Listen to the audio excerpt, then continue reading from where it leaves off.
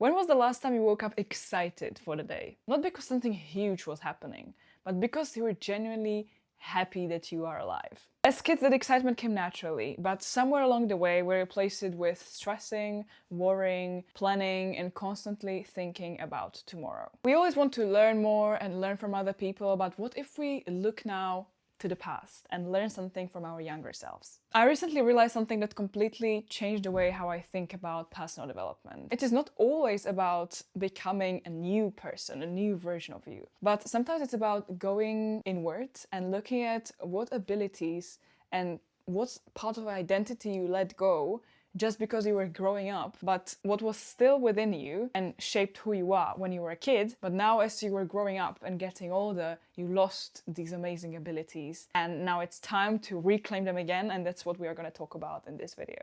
As kids, we didn't know much about success, money, or career growth, but we knew how to enjoy our life more. So we need to learn more from our younger selves. Looking back, I realized there are 3 things that my younger self was doing naturally, and now I'm trying to relearn them again through conscious effort every single day. The first one is to begin the day with joy instead of worry. Think about being a child on a normal Saturday morning. You woke up excited, without any reason to be excited. You're happy because it's Saturday, you can spend it with your family, you can play with your favorite toys. Life is amazing. You felt like the new day is a new opportunity and you were very excited to just jump into it and enjoy it as much as possible. Whereas now we wake up already with this anxious thought what the day might bring and how things might go or might not go and what will we do in case they don't go well.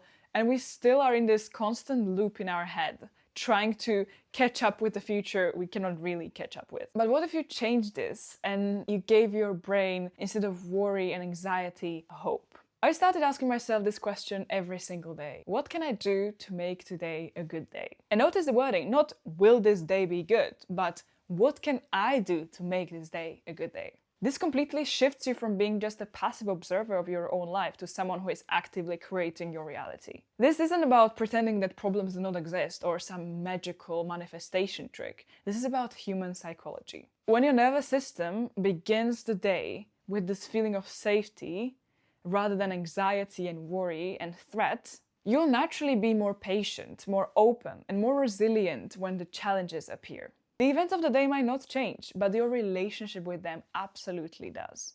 Children do not wake up naturally assuming what problems are going to appear on the horizon of the day. No, instead they assume it's going to go well until proven otherwise. So let's learn this approach from them and let's welcome every single day with this joy and good energy rather than worry and anxiety. The second lesson is to learn how to actually live the moment you are in. One of the biggest tragedies of adulthood is even when you're experiencing pleasant moments, it's always contaminated by these worried thoughts about the future. You're having dinner with your family, but you're thinking about your work tomorrow. You're on a vacation, but you're already planning the week after. You're watching a sunset, trying to capture the perfect photo, instead of actually looking at it and enjoying it to the fullest. Sometimes I catch myself reaching for a phone without actually experiencing the present moment. And that's terrible. This is something I realize that it's a problem and I need to change it. I need to learn how to live more in the present moment. And I think this is something we all have to learn before it's too late, I would say. Because I think one day we'll look back and we will regret that we were not fully present in the moment with our family, with our friends, with anyone else. We were just not fully experiencing it. If we are living this moment, this life just once, let's live it to the fullest rather than worrying about something that's not real, because future is not real, past is not real. The only real moment is the one right now. As children, we didn't do this. We were fully immersed in every single moment. When we were playing, we were playing. When we were laughing, we were laughing. When we were riding a bike, we were riding a bike. Fully immersed in the present moment. We were not wandering around trying to figure out if what we are doing is the most productive thing in the world. We were simply experiencing it. We often believe happiness will be reached after a certain point, after we achieve something, but happiness is lived in the present moment. It is lived in the tiny, ordinary moments that we keep postponing because we are constantly worried about something in the future. Imagine reaching the end of your life and realizing that you have spent most of it thinking about the next chapter rather than actually living the current one. Presence isn't just a nice idea, it is the most valuable skill you can learn in this day and age. The third lesson is gratitude, but not that kind of self-improvement checklist that you do every evening in your journal. I'm talking about genuine appreciation.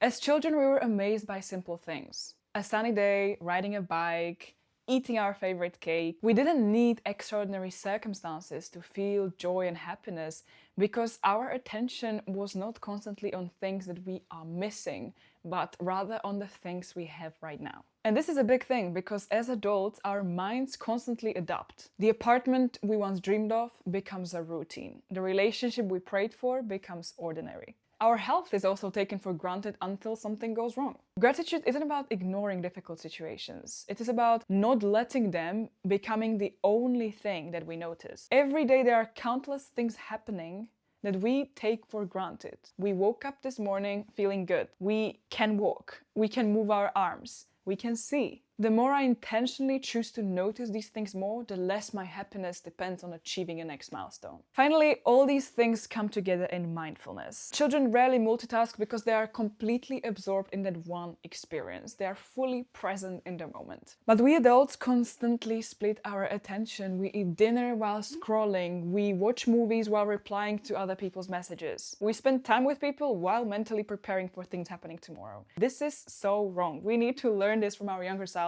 to learn to mindfully live in the present moment. There were days when I was not really sure if I had my vitamins or if I applied my sunscreen because I was just living in this autopilot. And that's when I realized that I am not mindful at all and I need to learn how to stop and being more aware of the present moment. I'm 21. There is no way I am not aware whether I put on a sunscreen or not, or whether I took the vitamins. A simple exercise that I try to practice these days is that every day I select a moment, anytime during the day, when I try to become fully aware of the moment I'm in, fully aware of the sounds, fully aware of the people around me, or if I'm alone in the room, of my surroundings, and trying to stay grounded in the present moment rather than letting my minds wander all over the place, in the past, in the future, but focusing on the present moment. When you lose the skill of mindfulness that you had when you were a kid, you're actually losing the skill of living your life to the fullest because you're just rushing through it, you're not experiencing it. This simple exercise of intentionally trying to be aware of everything that's happening around you is one of the fastest ways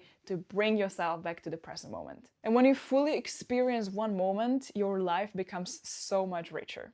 So to wrap it up, maybe personal growth isn't about becoming someone new. Sometimes it's about remembering who you were before the world taught you how to overthink everything. Your younger self definitely wasn't perfect, but it knew how to find joy, how to live in the present, how to foster this gratitude, and how to live mindfully throughout every single experience. As adults, we need to learn to rediscover that joy doesn't come from having more and experiencing more. It comes from paying attention to what is already happening in our lives. Maybe the person you need to become is not someone new, your new identity, your better version of you. Maybe it's someone you've been all along the way and you just let the world to change and now you want to claim it back. A question for you to think about before finishing this video is, if you could ask your younger self one thing, what would it be? Or even better question, if your younger self could tell you one thing, what would that be? Let me know in the comments down below. I'm very excited to read all of your responses. I really hope you enjoyed the video. If you did, please give it a thumbs up and share this video with your friends so they can also learn how to rediscover these lost skills that we have been carrying since our childhood, but slowly lost it as we've grown into this serious adults. And if you enjoy this type of content, definitely consider subscribing, and I'll be looking forward to seeing you all next time. Bye!